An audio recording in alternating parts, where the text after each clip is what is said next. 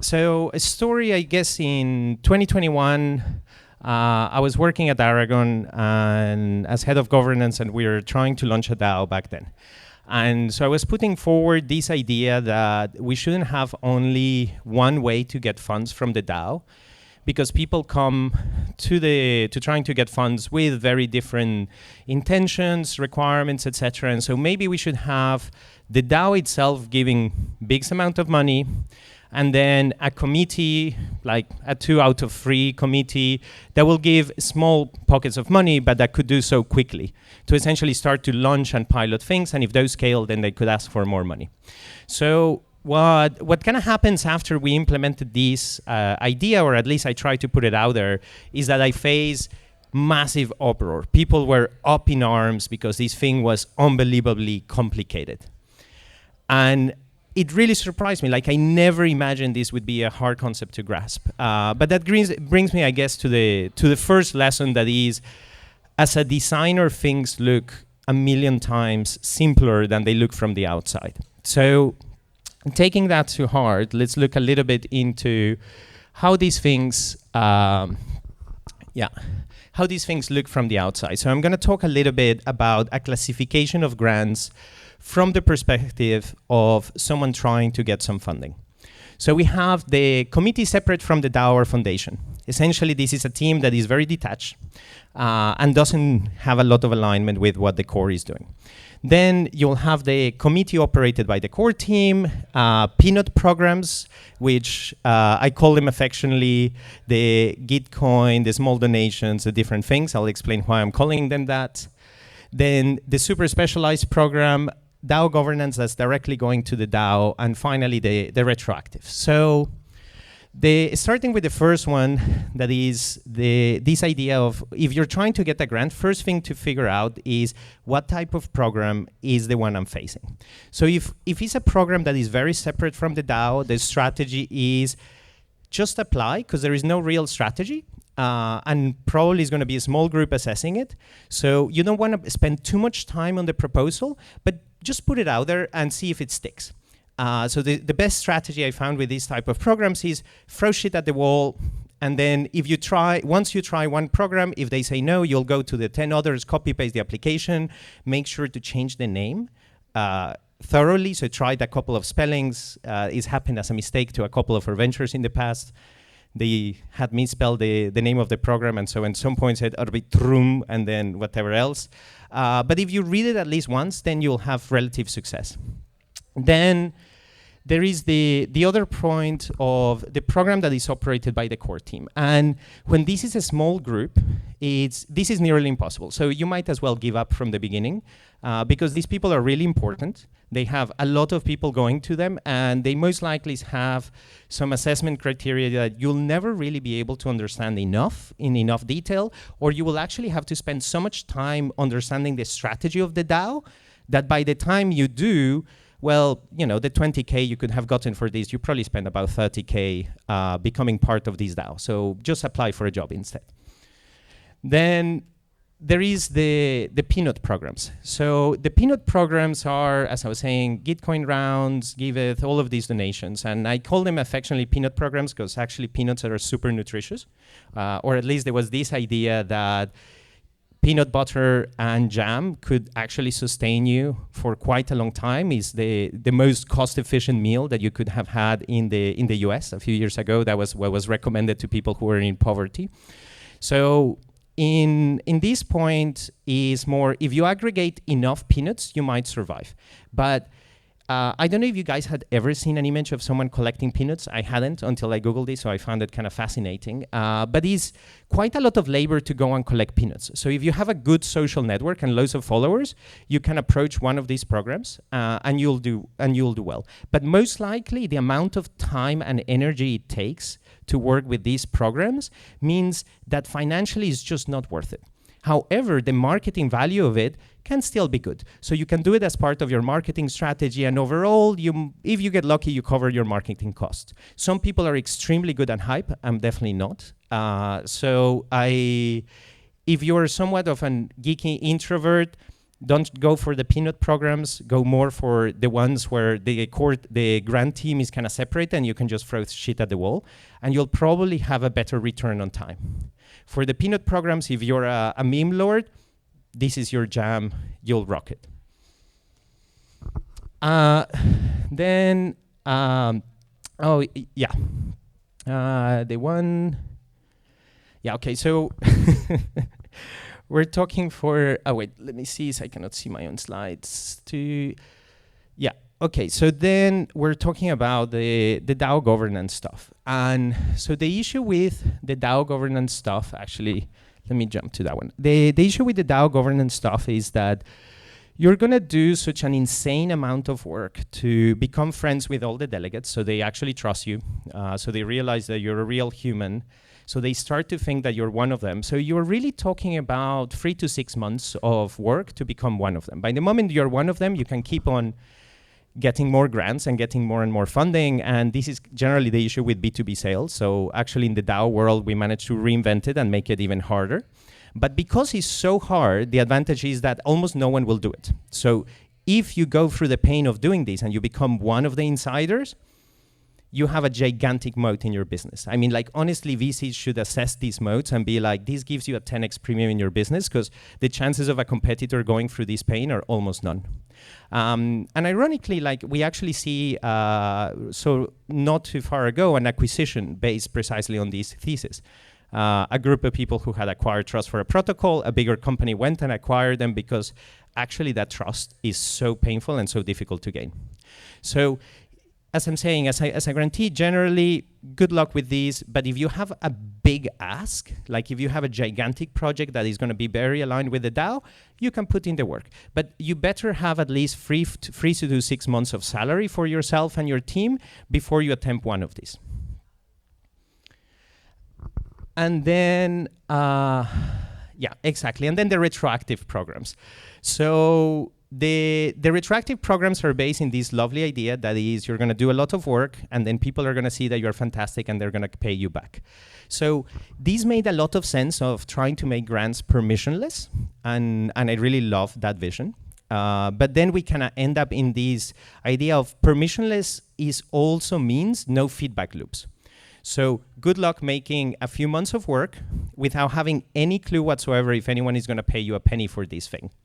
So supposedly then you can get investors who will invest in these grant programs. I have yet to see the first investor who is willing to back these theses. If you met them, please introduce me. I would really love to talk with them. They sound really cool and really progressive people. But I've struggled to find them. So the thing instead is, okay, so how can we get a little bit faster feedback loops here? So let's go and do a crowdfund or something else in the meantime, which actually means it's not retroactive anymore. You're just having to do proactive funding and maybe get a bonus later on, and that'd be great, but still the risk profile is roughly the same. So anyway, I hope you have humor my... anyway, enjoy a little bit this lighthearted humor, because as we're going through, they committed separate from the DAO, the committee operated by core team, peanut programs, the super specialized program, that's the one I was confused about, but essentially these are the ones that they're so targeted that if you're having to read what they're about, probably means that you're not the right fit for them. If you're the right fit for them, someone will have told you, because this is a micro community, a super thing. So we have a really fantastic example of this, for example, in Arbitrum Uniswap program. At the intersection of these two, there is about 20 people in the space that can qualify, and it's really great for them, really strategic for the DAO. But as far as looking for grants, the moment that it looks so specialized and you didn't know about it before, it's not for you, right? So anyway, the DAO governance and the retroactive. So it's a bit of a bleak picture, but I do believe that there is a lot of signs of hope and things that we can do on top of this. So big part of the issue is around how do I know what problems are really there and how can I avoid wasting my time? So as a grantee, that's the most challenging thing, and that's where most of the risk comes. And the reason I'm kind of recommending so often, especially from this program, separate, just throw shit at the wall and see what sticks, is because there is no good way of knowing what the problems are. But if we can improve the sense-making mechanisms and make this data available, then we can address a lot of this problem and actually match people better with the different programs. The other thing is a lot of these programs are very focused on just giving you cash. And the issue with small teams that are applying for grants for which 20K is actually valuable is that they don't know what they don't know. They have no clue that their venture is kind of hopeless, and no one has the heart to tell them that their business model is ridiculous, that the market is about the size of a peanut, and that they actually try to get VC funding later on. Their chances are essentially none. Now, maybe they're a fantastic developer. That doesn't mean that they're great at conceiving a venture for a VC or a designer or whatever else that they're lacking. So this idea of actually assessing the ventures or the projects more holistically and then being able to plug support that can go beyond funding is something that I'm extremely excited about and that I'm starting to see more in this space. Then there is this idea of the support and being able to deploy these effectively into the projects. And so there are different approaches that can combine together with giving funding, especially the idea of research, which is many times the grant programs were like, we want people using our infrastructure. Go and be creative, community. You will have ideas.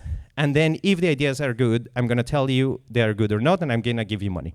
Now, the issue with that is that the grant assessors don't often really know whether an idea is good or bad, because I don't know how much you guys have looked into semiconductors or DeFi or health tech or all of these domains plus another 10 in the last week to really be up to date. I haven't. I just about managed to keep up with collab tech.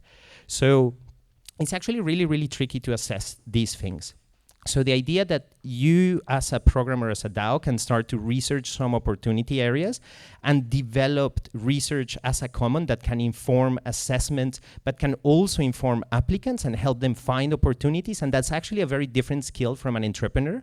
An entrepreneur is very good at going into one direction, iterate quickly, dig deeper, and kind of validate if they're a good entrepreneur. But they're not necessarily good at looking at the whole landscape of possibilities. So it's kind of like two different views. And as grant programs, as DAOs, we can actually look at that broad landscape and create these information commons, because that's how we actually grow the pie for everyone, is figuring out especially use cases outside of another thing that only us in this room are going to care about. If we don't care about, but a bunch of other people out there care about, that's what we're looking for, and we could fund more of that research, and that's starting to happen, but still embryonic. Then the thresholds for peanut programs. So this one is a little bit complicated because, as I'm saying, these peanut programs, they take a lot of effort, and you can sometimes pay just about your marketing or time spent of having done a marketing campaign.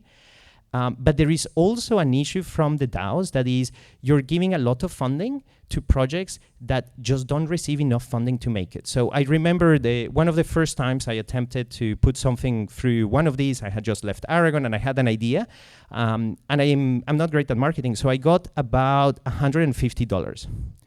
And then I felt really bad because I'm like, shit, there is no chance I can do anything about this project with $150. Like at best, I could say, hey guys, I'll buy a round of beers to people in my town who want to talk about it. But I'm half nomadic, so I don't even know who's in my town or anyone mostly in the geographical location who would give a shit about what I'm talking about. And there was no way to return the money either. So it was kind of like, if we have all of these tiny amounts of funding, then no one can aggregate enough funding to complete the project that they promised or that they were wanting to do. So if we can apply thresholds here, that could be really good. We're maybe developing an experiment around this, but if anyone wants to toy around and play with that stuff, please go ahead and do it. I think this sort of Kickstarter method could actually help a lot of people. That also will increase the risk for participants in peanut programs. So you will probably want to help people understand the risk before, but then strong participants will actually be able to deliver more projects. Not all of them, but some of them. So output-wise of these programs, it can go better. And then the final one is understanding where in the life cycle of whatever it is that we're trying to do these live. So if we're trying to fund new teams, what happens after they receive 10K to run for a couple of months doing some social media? Can they scale? Is there some way to catch them on the other end?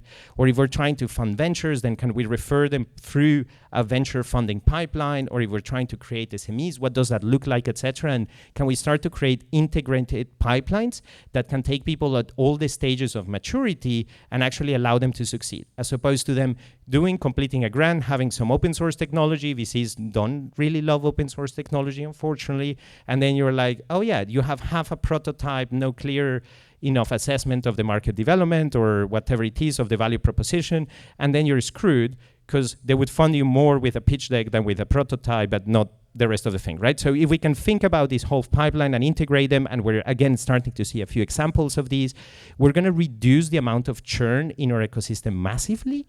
We're gonna really help people, and of course the outcomes for our ecosystems are gonna be a lot better. So what makes me hopeful is generally all of these things are already starting to happen. It's just still embryonic. So despite the sort of cynic take a lot of this stuff, I want to conclude just saying that I'm actually extremely excited by the point we're at. And I think now we're finally at the stage that we can really start to innovate in these things in a way that corporates are not even good at doing these days. Like a lot of these issues are still present in Web 2. So we can now catch up to that point, and hopefully now we can outpace them. Thank you.